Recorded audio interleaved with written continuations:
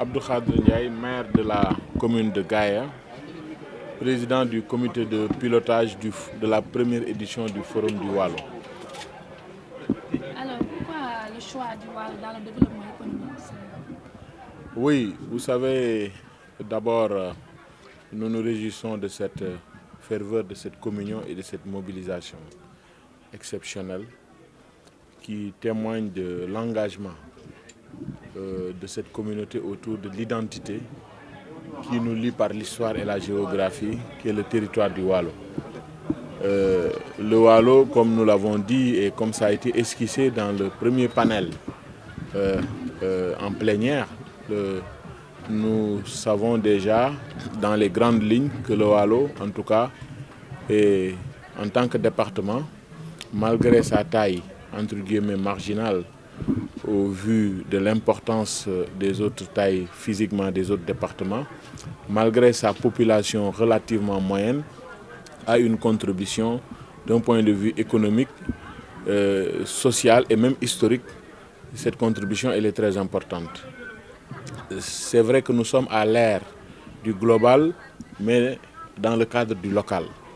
Et en tant qu'acteur et en tant que fils du terroir, nous avions l'obligation en termes d'ingénierie institutionnelle, communicationnelle et sociale de marketer notre territoire. C'est vrai que nous avons 11 communes, mais dans le cadre d'une synergie recherchée et en sortant des chantiers bâtis, il était important d'innover sur une autre façon de promouvoir la destination du Waalo autour de cette fibre, de cette identité qui est le Waalo, qui a une histoire, qui a une âme, qui a une trajectoire, qui a un passé, un présent et qui aura, Inch'Allah, un avenir. Et ce forum qui va se poursuivre est un rendez-vous du donner et du recevoir. C'est un moment important de réflexion à haute et intelligible voix où nous avons des universitaires, mais également nous avons des acteurs, parce que l'expérience aujourd'hui n'est pas qu'académique, l'expérience est surtout pratique. Et c'est important dans le cadre de cette synergie et de l'accompagnement de l'État que nous puissions en tout cas poser les jalons. C'est un déclic. C'est vrai qu'auparavant, il y avait quelques segments du territoire de cet ancien grand royaume du Waalo qui se réunissaient sur des problématiques. Mais c'est en tout cas un déclic de notre génération. Comme disait Franck Fanon, chaque génération donc, a ses missions, charge à elle de l'assumer ou de ne pas l'assumer.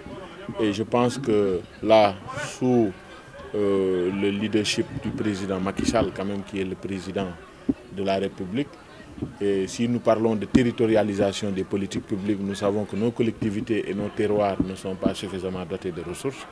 Mais cette territorialisation, dans le cadre d'une pyramide renversée, nous permet en tout cas de vivre de plein pied les évolutions positives du plan Sénégal émergent, mais également au niveau du comité de pilotage, sous la coordination et le leadership éclairé de notre frère Mahamadou Mokhtar Cissé, directeur général de Sénélec, nous arrivons à créer cette symbiose et cette osmose qui, à coup sûr, devrait nous permettre en tout cas de contribuer modestement aux avancées que nous souhaitons tant au niveau des masses laborieuses qui doivent avoir seule finalité le développement et l'épanouissement socio-économique de nos populations.